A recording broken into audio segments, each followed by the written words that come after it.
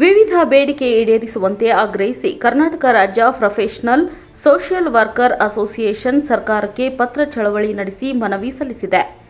MSW ಸ್ನಾತಕೋತ್ತರ ಪದವಿಯನ್ನು 2 ವರ್ಷಗಳ ಕಾಲ ವಿದ್ಯಾಭ್ಯಾಸದ ಜೊತೆಗೆ ಕಾರ್ಯಕ್ಷೇತ್ರದಲ್ಲಿಯೂ ಸಮುದಾಯ ಅಭಿವೃದ್ಧಿ, ಮನೋವೈದ್ಯಕೀಯ, ಮಾನವ ಸಂಪನ್ಮೂಲ ಸೇರಿದಂತೆ ವಿವಿಧ ಕ್ಷೇತ್ರದಲ್ಲಿ ಸಾಮಾಜಿಕ ಕಾರ್ಯಕರ್ತರಾಗಿ, ಆಪ್ತ ಸಮಾಲೋಚಕರಾಗಿ, ಮನೋವೈದ್ಯಕೀಯ ಸಾಮಾಜಿಕ ಕಾರ್ಯಕರ್ತರಾಗಿ, ಕಾರ್ಖಾನೆಗಳಲ್ಲಿ ಮಾನವ ಸಂಪನ್ಮೂಲ ಅಧಿಕಾರಿಗಳಾಗಿ, ಸಂಯೋಜಕರಾಗಿ, ಕಾನೂನು ಅಧಿಕಾರಿಗಳಾಗಿಯೂ ಕೂಡ ಕರ್ತವ್ಯವನ್ನು ಅತಿ ಕಡಿಮೆ ವೇತನವನ್ನು ತೆಗೆದುಕೊಂಡು ಗುತ್ತಿಗೆ, ಹೊರಗುತ್ತಿಗೆ ಆಧಾರದ ಮೇಲೆ ಕರ್ತವ್ಯ ನಿರ್ವಹಿಸುತ್ತಿದ್ದಾರೆ.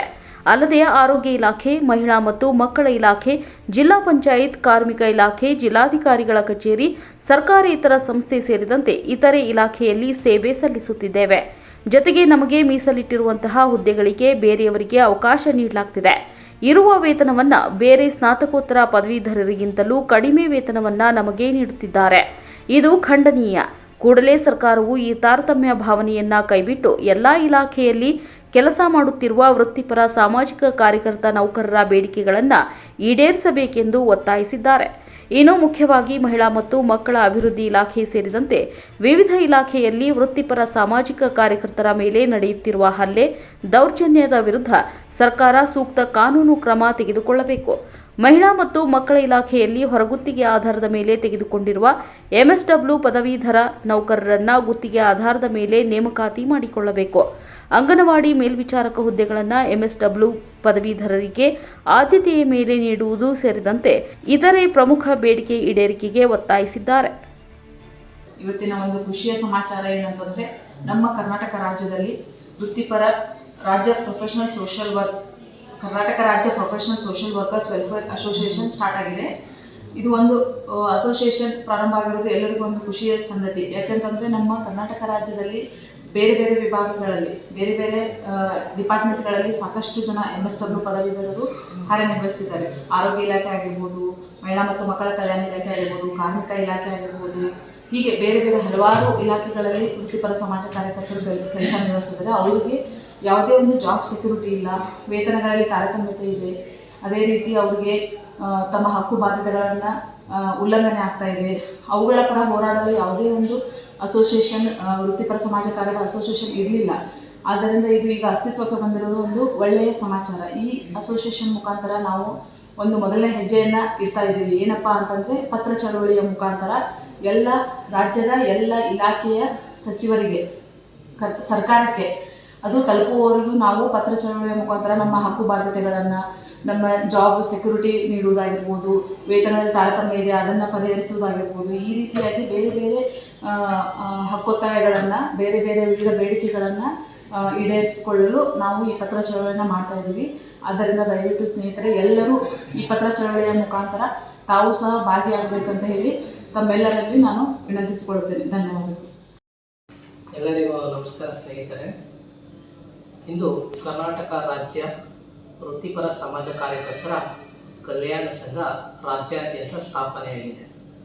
ಈ ಸಂಘವು ಎಂಎಸ್ಡಬ್ಲ್ಯೂ ಮತ್ತು ಬಿಎಸ್ಡಬ್ಲ್ಯೂ ಅನ್ನು ಮಾಡಿ ಸರ್ಕಾರದ ವಿವಿಧ ಇಲಾಖೆಗಳಲ್ಲಿ ಕಾರ್ಯನಿರ್ವಹಿಸುತ್ತಿರ್ತಕ್ಕಂಥ ವೃತ್ತಿಪರ ಸಮಾಜ ಕಾರ್ಯಕರ್ತರು ಹಾಗೂ ಪ್ರಸ್ತುತ ಅಧ್ಯಯನ ಮಾಡ್ತಿರ್ತಕ್ಕಂಥ ಸಮಾಜ ಕಾರ್ಯ ವಿದ್ಯಾರ್ಥಿಗಳ ಕಲ್ಯಾಣವನ್ನು ದೃಷ್ಟಿಯಲ್ಲಿಟ್ಟುಕೊಂಡು ಈ ಸಂಘ ಸ್ಥಾಪನೆಯಾಗಿದ್ದು, ನಿಮಗೆಲ್ಲ ಗೊತ್ತಿರೋಂತೆ ಕರ್ನಾಟಕದ ವಿವಿಧ ಇಲಾಖೆಗಳಲ್ಲಿ ರಾಷ್ಟ್ರೀಯ ಆರೋಗ್ಯ ಅಭಿಯಾನ ಆಗಿರ್ಬೋದು, ರಾಷ್ಟ್ರೀಯ ಪೋಷಣ ಅಭಿಯಾನ ಆಗಿರ್ಬೋದು, ರಾಷ್ಟ್ರೀಯ ಜೀವನೋಪಾಯ ಇಲಾಖೆ ಆಗಿರ್ಬೋದು, ಯುವ ಸಬಲೀಕರಣ ಆಗಿರ್ಬೋದು, ಮಹಿಳಾ ಮತ್ತು ಮಕ್ಕಳ ಕಲ್ಯಾಣ ಇಲಾಖೆ, ಹಲವಾರು ಕಾರ್ಯಕ್ರಮಗಳಲ್ಲಿ ಸಮಾಜ ಕಾರ್ಯಕರ್ತರು ಸೇವೆಯನ್ನು ಸಲ್ಲಿಸುತ್ತಿದ್ದಾರೆ. ಇವರೆಲ್ಲರೂ ಸಹ ಗುತ್ತಿಗೆ ಹಾಗೂ ಹೊರ ಗುತ್ತಿಗೆ ನೌಕರರಾಗಿ ಸೇವೆಯನ್ನು ಸಲ್ಲಿಸುತ್ತಿದ್ದಾರೆ. ಆದರೆ ಇವರಿಗೆ ಉದ್ಯೋಗದಲ್ಲಿ ನೇಮಕವಾಗುವಾಗಿರ್ಬೋದು, ನೇಮಕಾತಿಯ ನಂತರ ಹಲವಾರು ಸಮಸ್ಯೆಗಳನ್ನ ಇವರು ಎದುರಿಸ್ತಿದ್ದಾರೆ. ಅಂತಂದರೆ ಕನಿಷ್ಠ ವೇತನವಾಗಲಿ, ESI, PM ಹಾಗೂ ಉದ್ಯೋಗ ಭರವಸೆಗಳಾಗಲಿ ಯಾವ ಸೌಲಭ್ಯಗಳು ಇವರಿಗೆ ಸಿಗುತ್ತಿಲ್ಲ. ಇವರು ಸರ್ಕಾರದ ಕಾರ್ಯಕ್ರಮಗಳಲ್ಲಿ ಕಾರ್ಯ ಉದ್ದೇಶಗಳಿಗೆ ಅನುಗುಣವಾಗಿ ಸರ್ಕಾರದ ನೌಕರರಂತೆ ಕಾರ್ಯನಿರ್ವಹಿಸುತ್ತಿದ್ದರೂ ಸಹ ಸರ್ಕಾರದ ನೌಕರರಿಗೂ ಸೌಲಭ್ಯಗಳು ಇವರಿಗೆ ಸಿಗುತ್ತಿಲ್ಲ. ಇವರು ಸಹ ಹಳ್ಳಿಗಳಿಂದ ಬಡ ಕುಟುಂಬಗಳಿಂದ ತಮ್ಮ ಜೀವನವನ್ನು ರೂಪಿಸಿಕೊಳ್ಳಬೇಕೆಂದು MSW ಮತ್ತು BSW ಕೋರ್ಸ್ಗಳನ್ನ ಆಯ್ಕೆ ಮಾಡ್ಕೊಂಡಿರ್ತಾರೆ. ಸಮಾಜದಲ್ಲಿರ್ತಕ್ಕಂಥ ಹಲವಾರು ಸಮಸ್ಯೆಗಳಿಗೆ ಇವರು ಪರಿಹಾರ ಅಥವಾ ಸಲಹೆ ಸೂಚನೆಗಳನ್ನು ನೀಡಿ ಬೆಂಬಲವಾಗಿರ್ತಾರೆ. ಆದರೆ ಇತ್ತೀಚಿನ ದಿನಗಳಲ್ಲಿ ಇವರಿಗೆ ಸರಿಯಾದ ಉದ್ಯೋಗಗಳಾಗಲಿ ಅಥವಾ ಸರಿಯಾದ ವೇತನವಾಗಲಿ ಯಾವುದೂ ಸಹ ಸರ್ಕಾರ ನೀಡುತ್ತಿಲ್ಲ. ಹಾಗಾಗಿ ಕರ್ನಾಟಕ ರಾಜ್ಯ ವೃತ್ತಿಪರ ಸಮಾಜ ಕಾರ್ಯಕರ್ತರ ಕಲ್ಯಾಣ ಸಂಘವು ರಾಜ್ಯಾದ್ಯಂತ ಇದೇ ತಿಂಗಳು ಸೆಪ್ಟೆಂಬರ್ 30ರಂದು ಪತ್ರ ಚಳುವಳಿಯನ್ನು ಹಮ್ಮಿಕೊಂಡಿದೆ.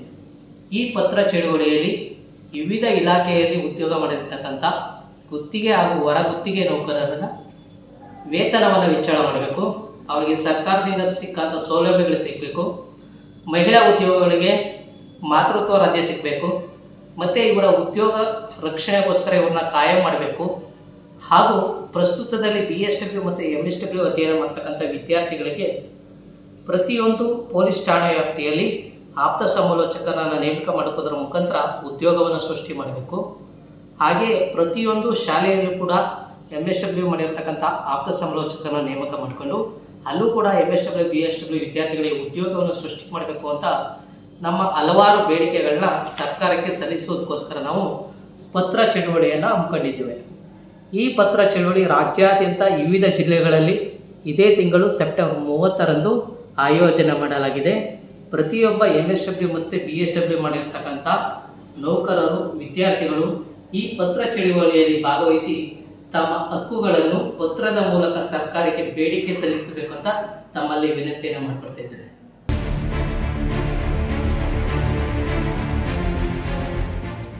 ನೀವು ನೋಡ್ತಿದ್ದೀರಾ, ಇದು ನ್ಯೂಸ್ 88 ಕನ್ನಡ, ಸುದ್ದಿಯ ಜೊತೆ ಸದಾ ನಿಮ್ಮೊಂದಿಗೆ.